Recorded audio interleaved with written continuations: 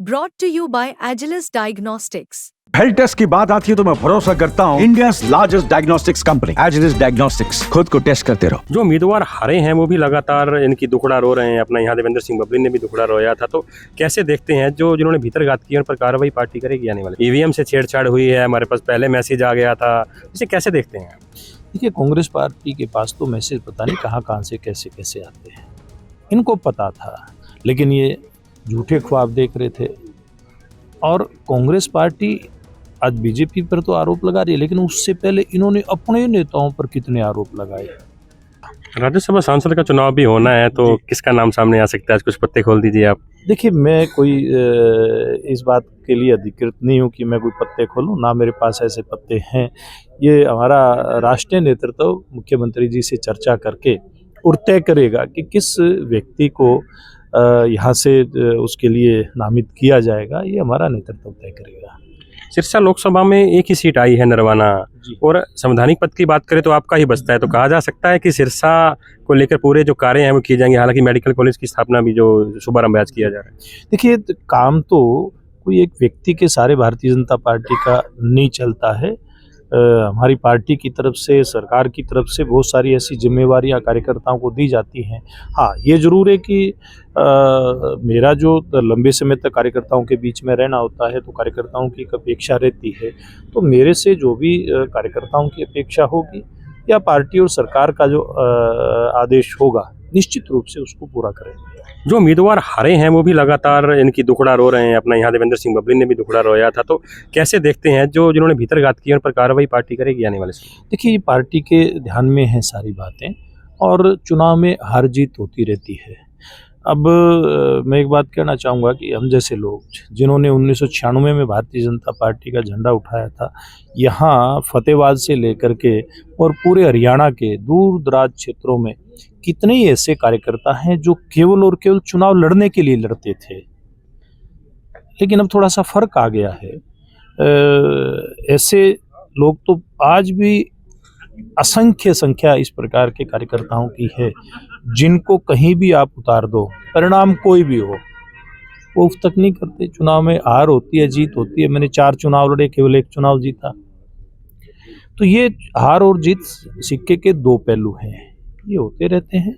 और ये आज की बात नहीं है, पूर्व में भी हुए हैं, आज भी हार जीत हुई है, भविष्य में भी होगी। कोई जीतता है, कोई हारता है, ये एक लगातार प्रक्रिया है। लेकिन भारतीय जनता पार्टी का कभी कार्यकर्ता इस प्रकार की टीस को लेकर के चलता नहीं है। तो बबली जी को सहनशीलता रखनी चाहिए, क्योंकि चुनाव से कुछ समय पहले बीजेपी में शामिल हुए और उसके बाद अब हार के बाद अब इस प्रकार की। देखिए, मैं व्यक्ति विशेष के बारे में मैं कुछ नहीं कहना चाहता। हाँ, ये जरूर है कि समय बदला है। समय बदला है, जैसे मैंने कहा, पहले केवल एक ही सोच और विचार के कार्यकर्ता थे कि पार्टी के लिए काम करना है। अब थोड़ा समय बदला है तो सब तरह के लोग पार्टी में हैं, तो सब तरह की सोच ऐसे लोगों की हो सकती है। मैं किसी पे कोई टिप्पणी नहीं करना चाहता। खाद को लेकर दिक्कत रही है कहीं ना कहीं हरियाणा में, हर बार ऐसा रहता है। तो इसको लेकर कोई मास्टर प्लान बीजेपी बनाए, क्योंकि लाइनें बहुत लंबी लगती हैं और सुबह 5 बजे किसानों को आना पड़ता है। देखिए, आपकी बात ठीक है, प्रत्यक्ष में दिखाई देता है, लेकिन आप दूसरी बात ये भी देखिए कि खाद की कहीं कोई कमी नहीं है।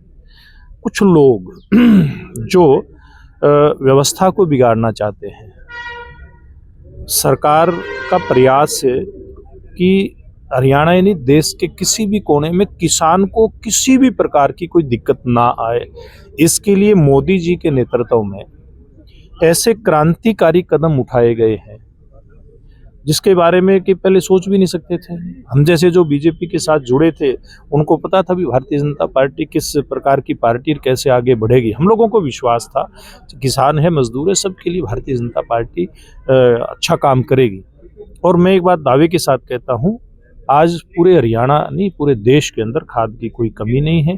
केवल कुछ ऐसे लोग जो अव्यवस्था फैलाना चाहते हैं, वो किसानों में भ्रम पैदा कर देते हैं और उनको कह देते हैं कि खाद नहीं मिलेगी, तो किसान पैनिक होकर के और लाइन में लगना शुरू हो जाता है। वरना तो टैक्स के माध्यम से खाद देने का, और मोदी जी ने जो किसानों के फार्मर्स प्रोड्यूसर ऑर्गेनाइजेशन बनाए, जिसको FPO नाम दिया गया, केंद्र सरकार ने, प्रदेश सरकार ने तो ऐसी व्यवस्था की कि जो भी किसान उस FPO के मेंबर हैं, उनके लिए ये सुनिश्चित किया जाएगा कि उस किसान को डीएपी, यूरिया या अन्य कृषि के उपयोग की जो चीज़ें हैं उसके लिए कहीं नहीं जाना पड़े, उसी एफपीओ के किसान की पूर्ति उस एफपीओ का जो भी वहाँ कोई मैनेजमेंट का सिस्टम होता है, ओपीसेक होता है उनका, उसके माध्यम से करवाई जाएगी।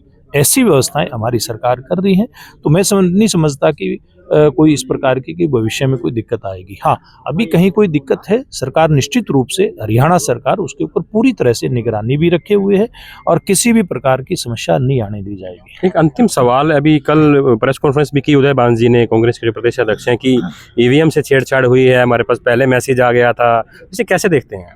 देखिए, कांग्रेस पार्टी के पास तो मैसेज पता नहीं कहाँ से कैसे कैसे आते हैं।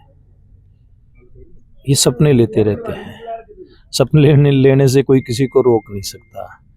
ये लोग इस बात को जानते थे कि कांग्रेस पार्टी सत्ता में नहीं आ रही है, इनको पता था, लेकिन ये झूठे ख्वाब देख रहे थे। और कांग्रेस पार्टी आज बीजेपी पर तो आरोप लगा रही है, लेकिन उससे पहले इन्होंने अपने नेताओं पर कितने आरोप लगाए। कोई हुड्डा साहब शैलजा जी पे लगा रहे हैं, शैलजा किसी दूसरे पे लगा रहे हैं, रणदीप सुरजेवाले पे आरोप लग रहे थे, अन्य लोगों पे आरोप लग रहे थे। कुछ तो इनकी कारगुजारी से परेशान होकर के भारतीय जनता पार्टी में बहुत सारे नेता आ गए थे। इसलिए ये केवल और अपनी जो हार है, उसकी जो खिसियाहट है, उसको मिटाने के लिए और अपनी जिम्मेवारी से बचने के लिए इस प्रकार के आरोप लगा रहे हैं। वरना तो कांग्रेस पार्टी जो अपना संगठन तक नहीं बना पाई, सालों साल नेता प्रतिपक्ष भी नहीं बना पाई, अभी तक नहीं बना पाई ना।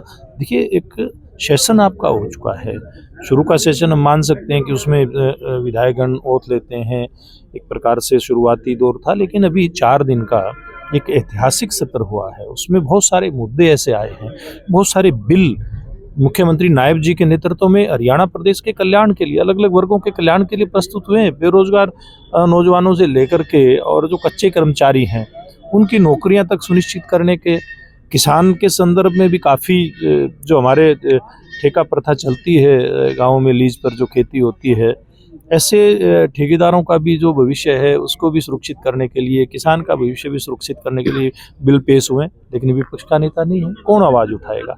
इससे ज़्यादा गैर जिम्मेदाराना पूर्ण व्यवहार किसी पार्टी का नहीं हो सकता, जो गैर जिम्मेवारी कांग्रेस पार्टी अभी दिखा रही है। तो हमारे साथ मौजूद थे सुभाष बराला, खुलकर इन्होंने अपनी बात रखी और बताया कि कांग्रेस जो है नेता प्रतिपक्ष नहीं बना पा रही है और हार की वजह इनकी आपसी गुटबाजी है, और बीजेपी ने जो है हितैषी कार्य किए हैं, जीत की वजह बीजेपी की वो है। फतेहाबाद से हरियाणा तक के लिए जितेंद्र मोंगा।